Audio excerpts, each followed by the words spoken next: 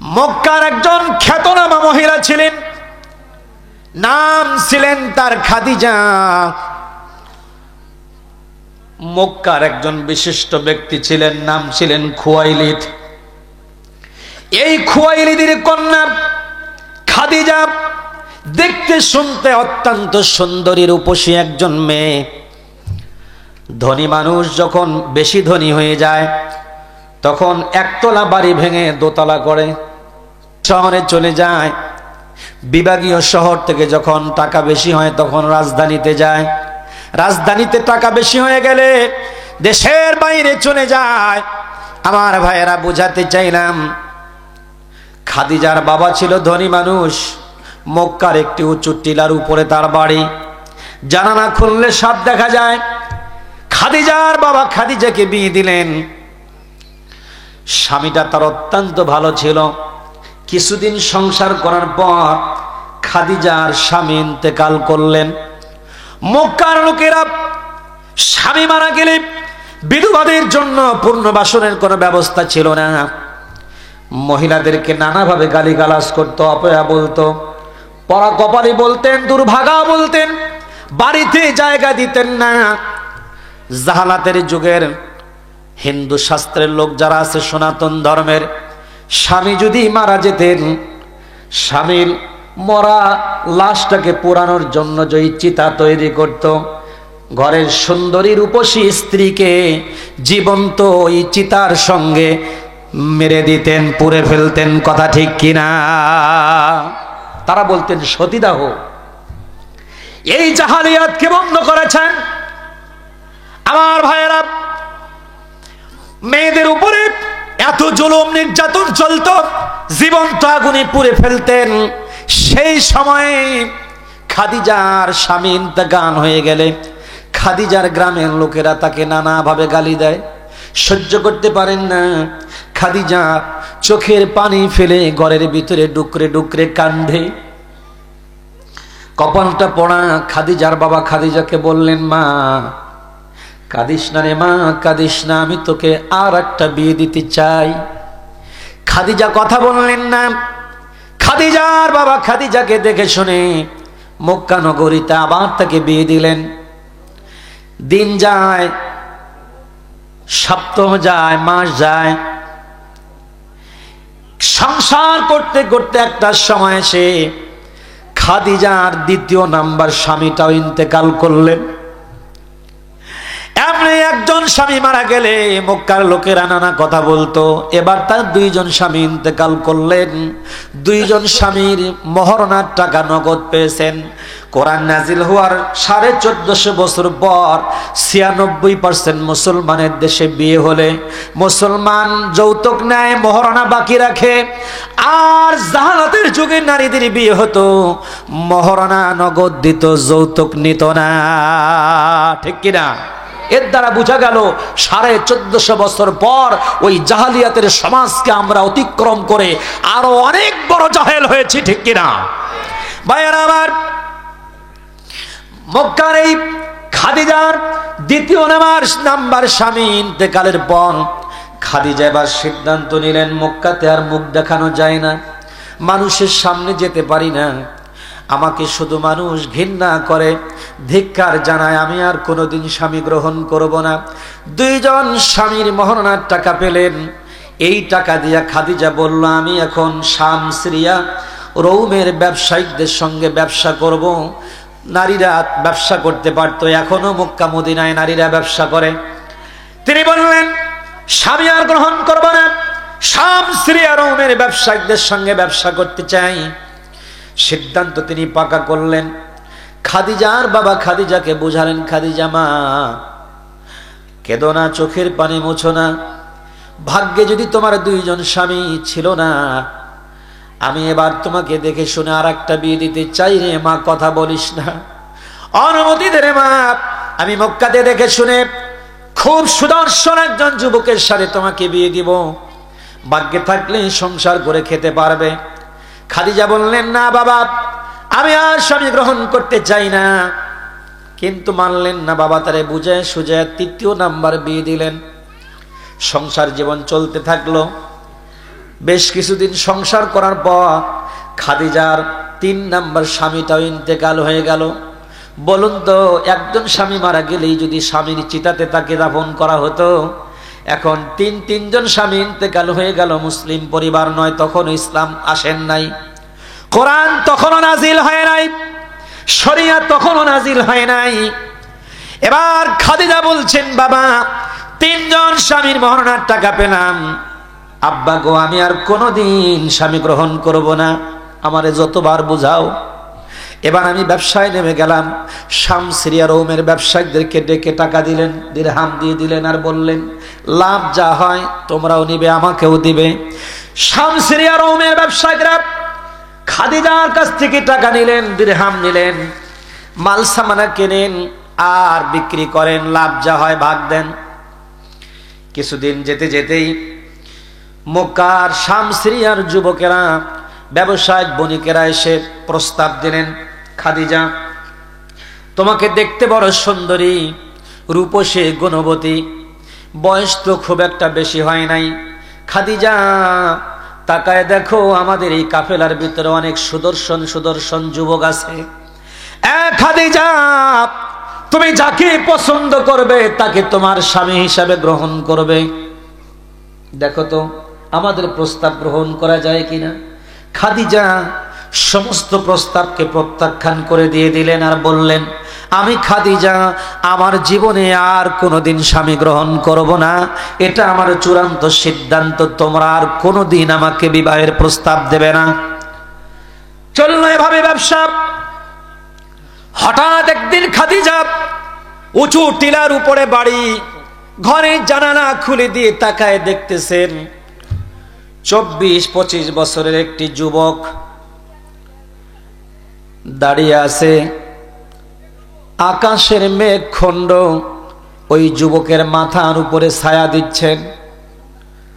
আস্তে করে সুবহানাল্লাহ বলেন, আরেকটু আস্তে, আরেকটু জোরে।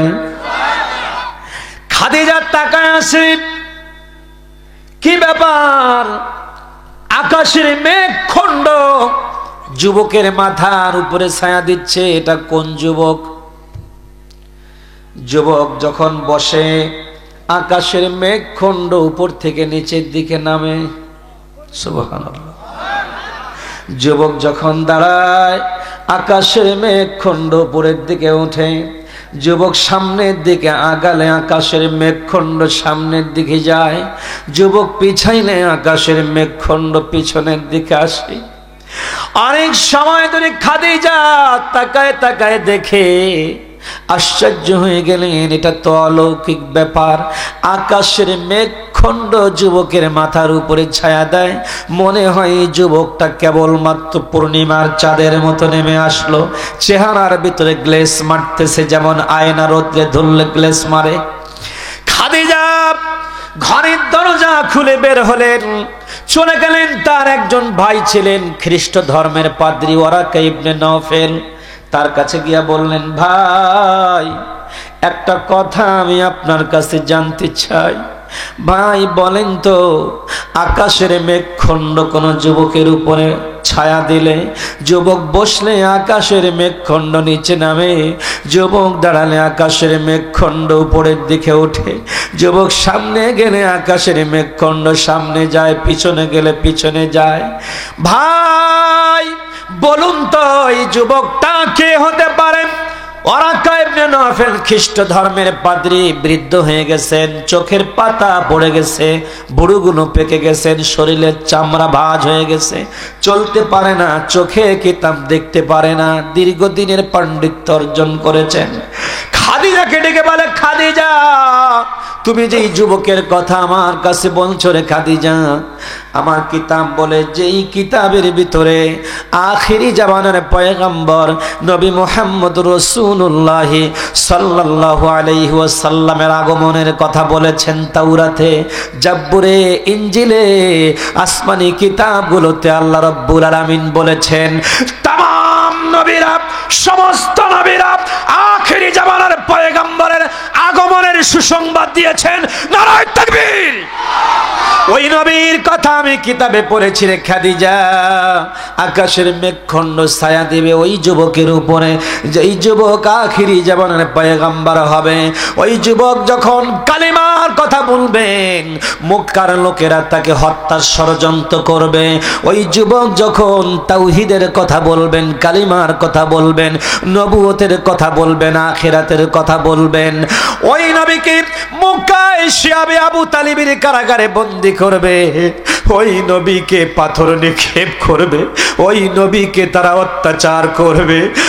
খাদিজা তিনি হবেন আখিরি জামানার পয়গম্বর রাহমাতুল লিল আলামিন। তিনি আউয়ালে নবী, তিনি আখিরে নবী, তিনি মানুষের নবী, তিনি মাখলুকের নবী, তিনি সাত আসমানের নবী। আমাদের মাথার উপরে আল্লাহ রাব্বুল আলামিন 7টি আকাশ বানিয়ে রেখেছেন। আল্লাহ পাক কোরআনুল কারীমের ভিতরে বলেন, ওয়া বানাইনা ফাওকাকুম সাবআন শিদাদা। আল্লাহু আকবার। আল্লাহ বলেন, আমি তোমাদের মাথার উপরে 7টি মজবুত মজবুত আকাশ স্থাপন করেছি। একটি আকাশ পৃথিবীতে ভেঙে পড়বে না। আমরা আজ পর্যন্ত একটা আকাশের তলা খুঁজে পেলাম না। কথা বলেন ঠিক কিনা? ওরাকা ইবনে নাফিল বলে, খাদিজা আমি যদি ওই দিন পর্যন্ত বেঁচে থাকি, আমি আমার সেই নবীর হাতে হাত দিয়া কালিমা পড়ে মুসলমান হয়ে যেতাম। আমি হয়তোবা সেদিন পর্যন্ত বেঁচে থাকবো না রে খাদিজা। ওই নবী আখিরি জামানার পয়গম্বর কাফেররা অত্যাচার, জুলুম, নির্যাতন, নিপীড়ন, স্টিমরোলার চালাবে, দেশ থেকে তাড়িয়ে দেওয়ার ষড়যন্ত্র করবে। খাদিজা সেই দিন যদি তুমি থাকো, ওই নবীর কাছে সাহায্য করবে, তার পাশে দাঁড়াবে। খাদিজা বললেন, আমি সিদ্ধান্ত নিয়েছিলাম জীবনে কোনোদিন স্বামী গ্রহণ করব না। আজ আমি সিদ্ধান্ত গ্রহণ করলাম, আমি ওই যুবকের কাছে বিবাহের পয়গাম পাঠায়া দিয়া আমি তারে রাজি করায়া বিয়ে করব। আমি তাকে স্বামী বানাবো, আমি তার খেদমত করব। আমি ওই দিন পর্যন্ত অপেক্ষা করব, যেই দিন হেরা গুহার ভিতরে কোরআন অবতীর্ণ হবে, যেদিন নবী কালিমার দাওয়াত দিবে, লা ইলাহা ইল্লাল্লাহু মুহাম্মাদুর রাসূলুল্লাহ। আমি খাদিজা সেই দিন আমার নবীর হাতে হাত দিয়া কালিমা পড়ে সর্বপ্রথম ইসলাম গ্রহণ করব। জোরে জোরে জোরে বলুন সুবহানাল্লাহ। নারায়ে তাকবীর। আমার ভাইরা, খাদিজা সিদ্ধান্ত নিলেন, আমি আজ গ্রহণ করব স্বামী। স্বামীর সিদ্ধান্ত নিয়ে নিলেন, দাসীকে পাঠিয়ে দিলেন বিবাহের পয়গাম দিয়া। আমার বন্ধুরে বিয়ে হয়ে গেল। শাম, সিরিয়া, রোমের ব্যবসায়িকরা ব্যবসা বয়কট করে দিয়ে দিলেন। খাদিজাকে আমরা প্রস্তাব দিয়েছিলাম বিবাহের জন্য, আমাদের প্রস্তাব প্রত্যাখ্যান করে দিয়া মক্কার এমন একজন যুবককে বিবাহ করলো, যেই যুবকের বাড়ি নাই, গাড়ি নাই, টাকা নাই, পয়সা নাই, জমি নাই, জায়গা নাই, লেখা নাই, পড়া নাই। এমন একজন যুবককে খাদিজা, মক্কার সম্ভ্রান্ত পরিবারের মেয়ে, আমাদের প্রস্তাব প্রত্যাখ্যান করে দিয়া গরিব মানুষে বিয়ে করে আমাদের মুখে চুনকালি দিয়েছে। আমরা কোনোদিন খাদিজার মাল কিনবো না, খাদিজার কাছে বিক্রি করব না, আমরা ব্যবসা বয়কট করে দিলাম। চলবে না বন্ধু? ভাইরা আমার,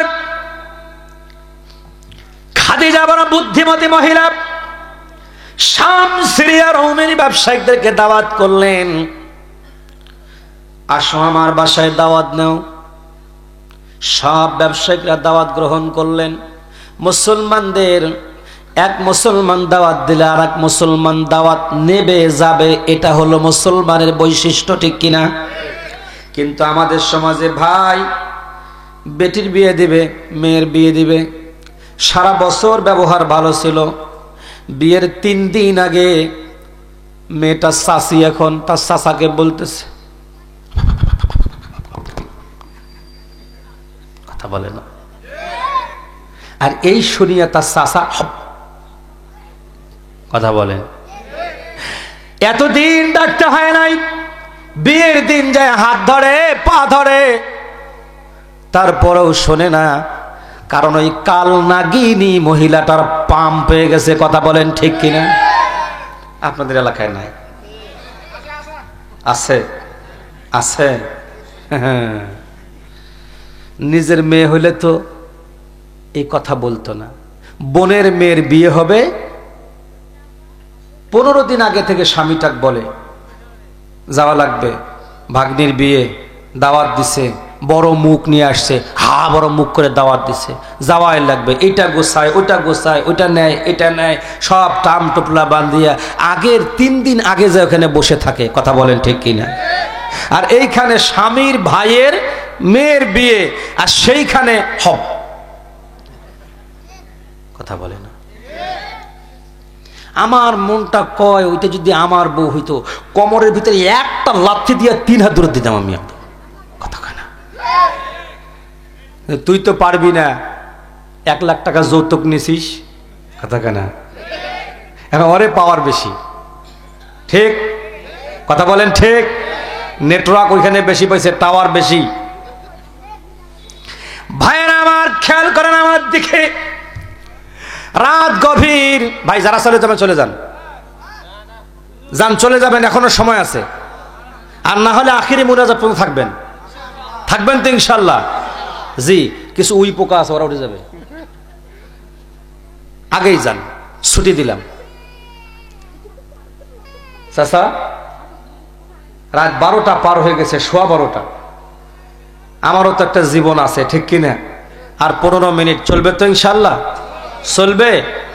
খাদিজা শাম, সিরিয়া, রোমের ব্যবসায়ীদেরকে দাওয়াত করলেন, আসেন। দাওয়াত খেতে চলে এলো। খাদিজা তার স্বামীকে এক পাশে বসায় রেখেছেন, আর এক পাশে খাদিজা বসছেন। ব্যবসায়ীদেরকে ডেকে বলে, ব্যবসায়ীরা শোনো, তোমরা আমাকে বিয়ের প্রস্তাব দিয়েছিলা, আমি বলছি বিয়ে করব না, তোমরা মেনে নিলা। এবার আমি বিয়ে করলাম এমন একজন যুবককে যার বাড়ি নাই, ঘর নাই, টাকা নাই, পয়সা নাই, কিচ্ছু নাই। এইটাতে তোমরা মন খারাপ করেছো, তাই না? হ্যাঁ হ্যাঁ হ্যাঁ হ্যাঁ খাদিজা, ঠিক ঠিক ঠিক ঠিক ঠিক, এটাই ঠিক। বলছে, এবার তোমরা বলো তো এই মক্কাতে সবচাইতে ধনী কে? খাদিজা আপনি। এই মক্কার ভিতরে সবচাইতে আদর্শবান কে? বলছে খাদিজা, তোমার স্বামী মুহাম্মদ। আল্লাহ কোরআনুল কারিমে বলেছেন, ওয়া ইন্নাকা লাআলা খুলুকিন আযীম। আল্লাহু আকবার। পৃথিবীতে উত্তম চরিত্রের অধিকারী করে পাঠিয়েছেন স্বয়ং আমার আল্লাহ রাসূলকে, ঠিক কিনা? খাদিজা বলছে, তাইলে চরিত্রের দিক থেকে আমার স্বামী তোমাদের চাইতে বেশি, আর সম্পদের দিক থেকে তোমাদের চাইতে আমি বেশি। এইবার বলো তো, আমি খাদিজা আর আমার সহায় সম্পদ যা আছে সবগুলো আমার স্বামী মুহাম্মদকে দিলাম, এবার তোরা ধনী না আমার স্বামী ধনী? সবগুলো কথা বলে না? কি খাদিজার বুদ্ধি! আমাদের গ্রামের মহিলাদের বুদ্ধি নাই, মেয়েদের বুদ্ধি নাই। আরে বেটি, তো যে মেয়েটা ছেলেটা বিয়ে করতে আসছে, এতদিন তোর সাথে ফোনে কথা বলছে, হ্যালো শেফালি, কেমন আছো? আগামী 7 দিন পর তোমার আমার বিয়ে, ঠিক কিনা? ফোনে ফোনে ফোনে ফোনে কথা বলে। আর বিয়ের দিনে এই ছেলেটা নাকের মধ্যে এরকম রুমাল একটা দিয়া, কিরামান কাতেবিন, 2 জন 2 পাশে নিয়ে যা শ্বশুর বাড়িতে একটা তুলতুলে একটা বিছনার উপরে বসায় রাখে। কথা বলে। আমি চিন্তা করি, আরে বেটা, এতদিন তুই কথা বললি, তুই বোবা না, টোসা না, মুখ দিয়ে কথা বলিস এত সুন্দর, আজকে চুপ করিয়া নাকের মধ্যে রুমাল দিয়ে বসে আছে, কারণটা কি? কারণ আছে না নাই? কারণ হলো এই বিক্রি হয়েছে, ঠিক কিনা? এই বিক্রি হয়ে গেছে, কে কিনে নিছে, নাম্বার 1। এরপরে সে আবার যৌতুক তো নিল, মহরনা যে দিতে হবে, ওই মেয়েটার সতীত্ব আছে না? কথা বলেন হুজুর, এখানে অনেকে আছেন, মেয়েদের সতীত্বের মূল্য হলো মহরনা। তো এখন মহরনার টাকা পেমেন্ট না নিয়ে যে মেয়েটা বিয়ে বইছে, তাহলে বোঝা গেল এই মেয়েটার সতীত্ব নাই। কি হুজুর? হ্যাঁ, কথা বুঝেছেন? ছেলে, বিয়ার পাগলা হয়েছে নাকি? যেই মেয়েটা মহরনার টাকা না নিয়ে বিয়েতে রাজি হয়, বোঝা গেল এই মেয়েটা, তার চরিত্র আপনাদের ওই যে এটা কি নদী বলে? টাঙ্গন নদীর পারত যা সতীত্ব দিয়ে দিছে, কথা বলে না। শান্তি নাই ঘরে, চলে যায় নদীর চরে, ঠিক কিনা? ওইখানে যায় সব শেষ, সোনার বাংলাদেশ। এখন যেই ছেলেটা আসছে হয়তো মহারণার টাকা দিবে না, জানে যে আমি তো মহারণার টাকা নিয়ে আসি নাই। এখন যদি লাভলি কয় যে মহারণার টাকাটা আগত দেন, তারপরে আমি কবুল কবুল কবুল কবুল, উপায় আছে? এই জন্য নাকের রুমাল দিয়ে শরমে বসে আছে, টাকা নাই পয়সা নাই। যদি খালি শেফালি কয় আমার 1 লাখ টাকা মহারণা নগদ দেন, তারপরে কবুল কব, নাকের কাপড় পাছায় দিয়া মারি ঝাড় দৌড়, কথা বলেন ঠিক কিনা? এই জন্যই আর টাকা নাই, ফকির, ফকিরের বাচ্চা ফকির, নাকের রুমাল দিয়ে চুপ করে বসে আছে। হ্যাঁ কথা বলে, হ্যাঁ কথা বলে। আর কি বলবো আপনাদের, আমাকে আর এই এলাকায় নিয়ে আইসেন না হুজুর, মান সম্মান সব শেষ।